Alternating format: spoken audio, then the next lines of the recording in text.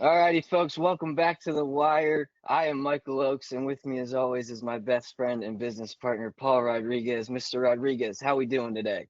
Dude, I could run through a wall. We have got a mogul and an absolute gentleman with us today, a believer, and I just want to say I'm happy to be here. So thanks for having me, guys. Absolutely, man. So, without further ado, today's guest is a powerhouse in the real estate world, a guy who's not just built one, but 8 multi-million-dollar businesses. He went from struggling to pay the mortgage to making $24,000 on his first real estate deal in only 39 days, folks. He's proof that mastering your habits means mastering your wealth. He's the mastermind behind Joe Homebuyer, a complete business in a box for investors ready to scale, and co-founded Wholesaling Inc., one of the biggest coaching platforms in the industry. His podcast actually was once ranked above Tony Robbins at one point and has helped over 3,500 students close their first deal. But beyond the deals and the dollars, he's a family man, a leader, a firm believer that success starts with the right daily habits. Get ready for a masterclass in scaling, leadership, and mindset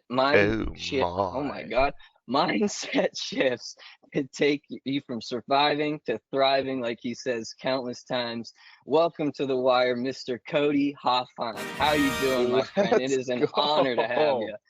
Let's go, Michael, my friend. That was a good one. You about ran out of breath. That was a good one. That was a good one. I about hyperventilated there. Yeah. Hey, I like it, Michael, Paul. It's an honor to be here. I'm excited. If there's anything that is through and through for me, it is how do we add value today? How do we use this time to just bring as much value to people out there? I am a firm believer that it's not even just money wise. It's just when you focus on the process of helping others, of just serving people, and do that tirelessly, fearlessly, and you just are loyal to a process of serving others.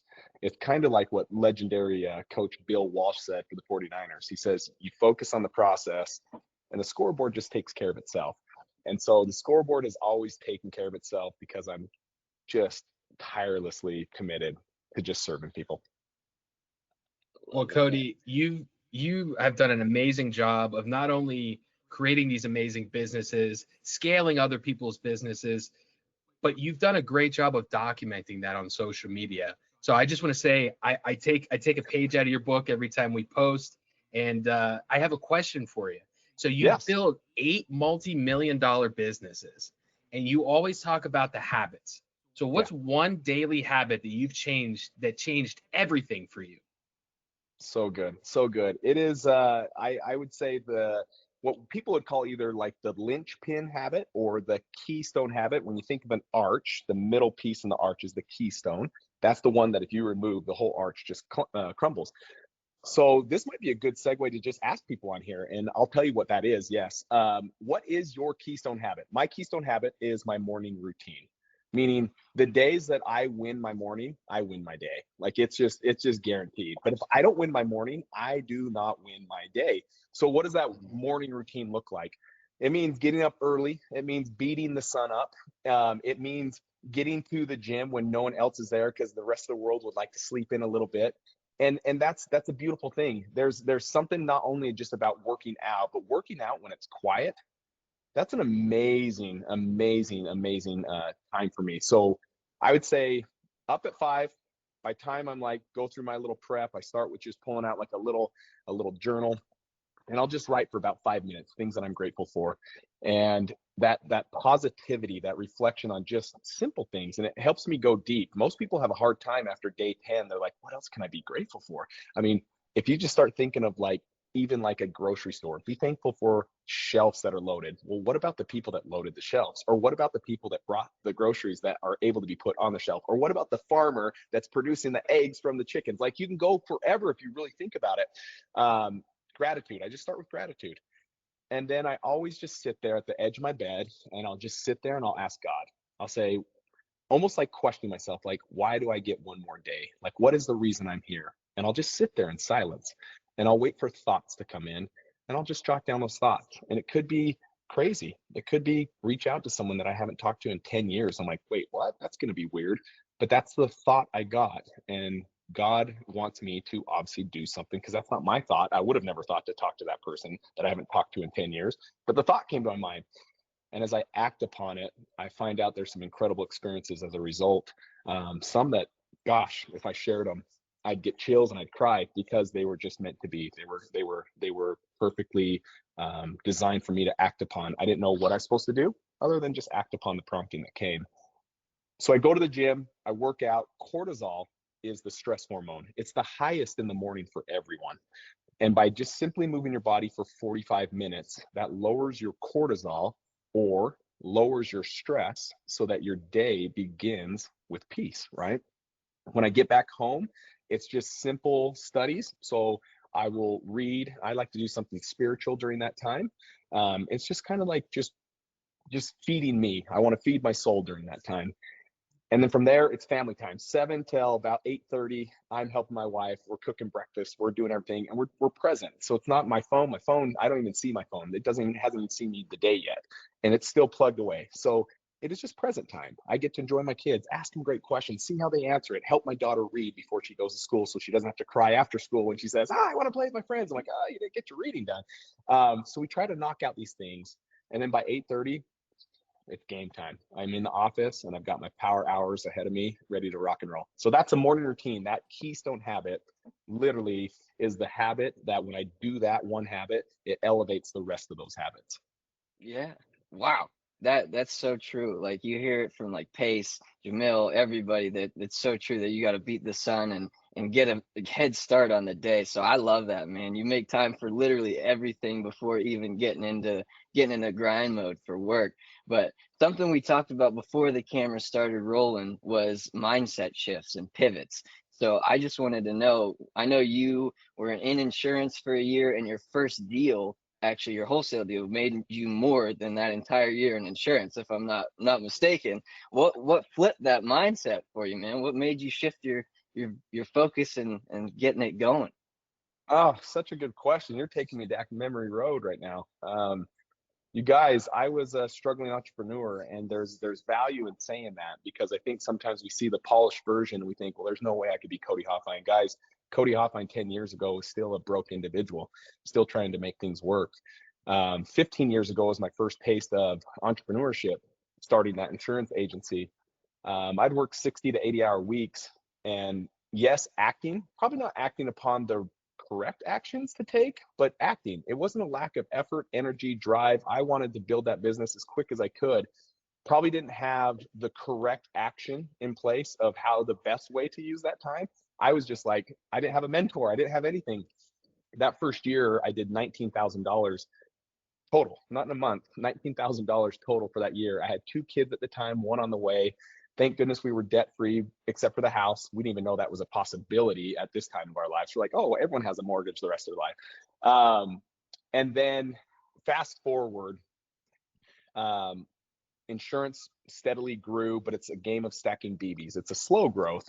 And 2015, the month was May of 2015. I came home early from work to just surprise my wife and just come have a conversation with her. And I find her crying at the table, and it caught me off guard because I didn't see this side of her when I was home. So she doesn't know I'm home. I catch her crying, and she looks up and she says, "Do we put food on the table, or do we pay for the mortgage with the money we have in the bank right now?"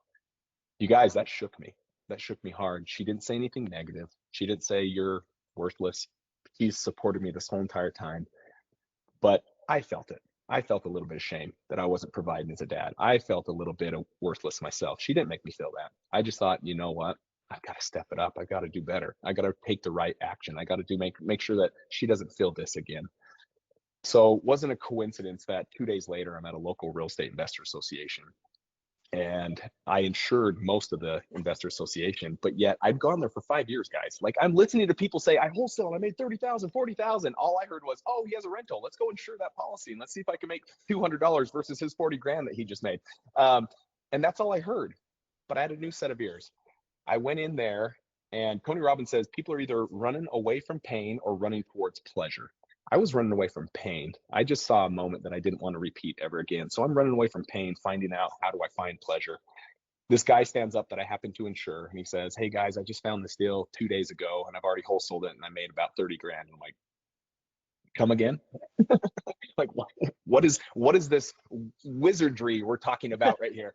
And so I went and talked to him, and he's like, I said afterwards, I said, "Hey, how do I learn this?" He says, "Cody, I love you to death. Like, you will always insure my stuff, but I can't teach you everything I know because you're one of the most driven, committed individuals I've ever met. And I can't, if I give you that, you will blow me out of the water because you're just better than me in some of these other things." And I'm like, "Okay, so are you going to show me or not?" He's like, "No, but I'll give you some direction." You guys, so I just got online and I started learning some things like most people do. In 2015, I wouldn't say it was crazy oversaturated with YouTube. There was very few people that you could get on there and find. But I was able to find Tom Kroll with Wholesaling Inc. And 39 days later, I did my first deal. It paid me 24 grand. And I was like pinching myself. I'm like, no freaking way did this just happen. And from there, me and Tom, we just grew Wholesaling Inc. I became kind of like his poster child student at the time.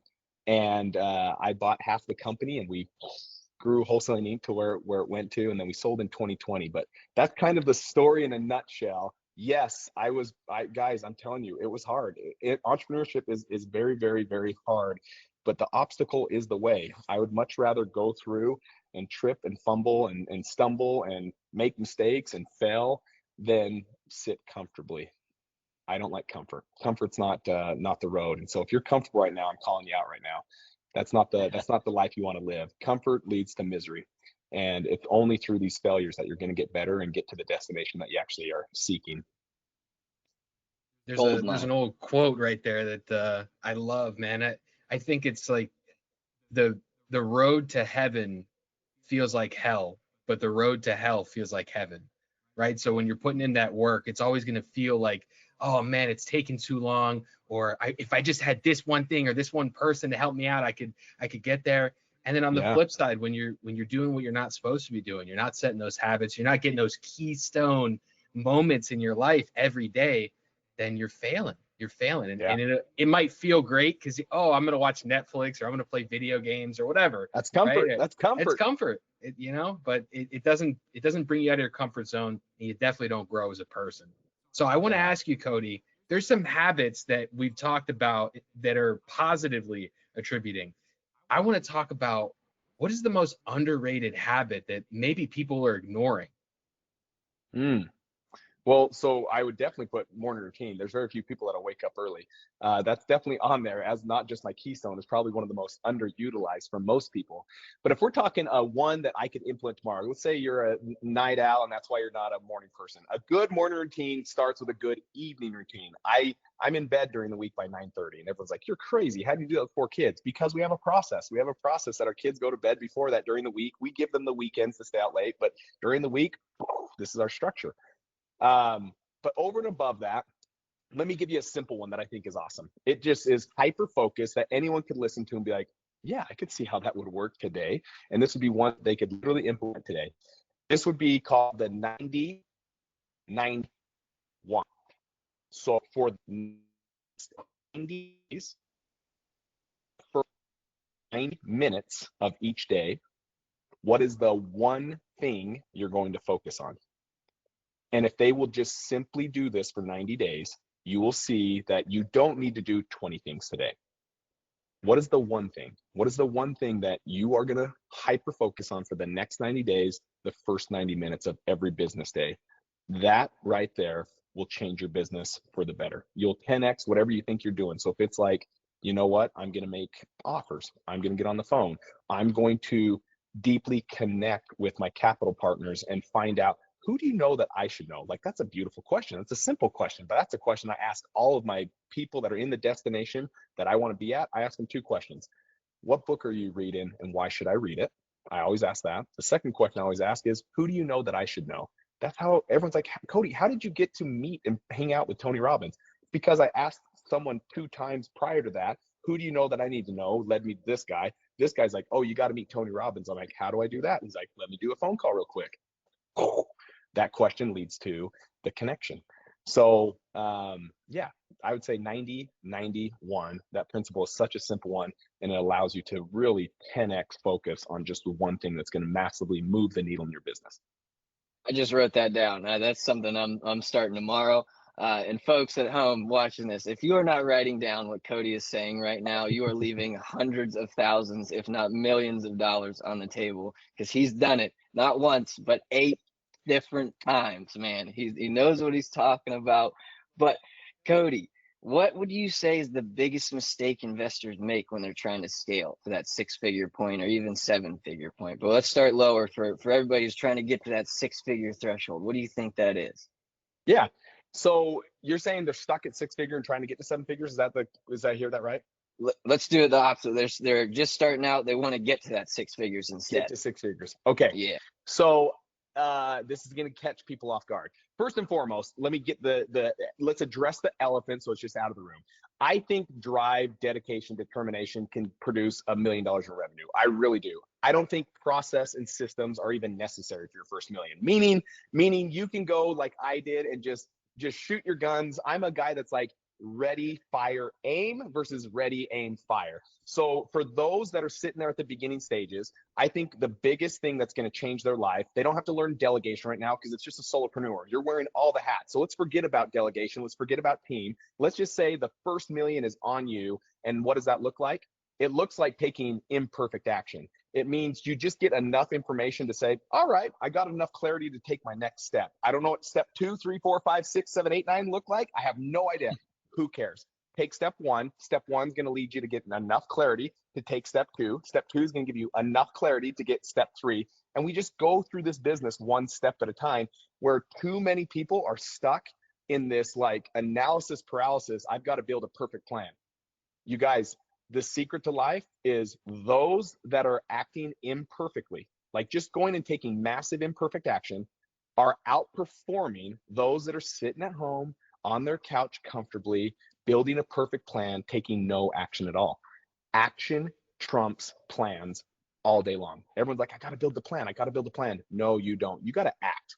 And then the action is going to help you create a plan. You can't build a plan and then act upon it. You don't even know what you're facing. You don't even know what you're going to sound like when you go on an appointment. So you can't just sit there and say, well, I'm going to study. And then what they're going to do is they're going to be teaching me about, they're going to say they're going through probate. So I better be pretty good at probate. So I'm going to go watch another YouTube video and go down this foxhole of how I need to learn probate. And then they're like, but then when they talk about probate, they're going to say, well, what do you do when it comes to a title company? Oh man, I got to get an expert at title company. Meanwhile, the person that says, I just got to go on an appointment is massively killing your business right now. Your competition, it's not hard.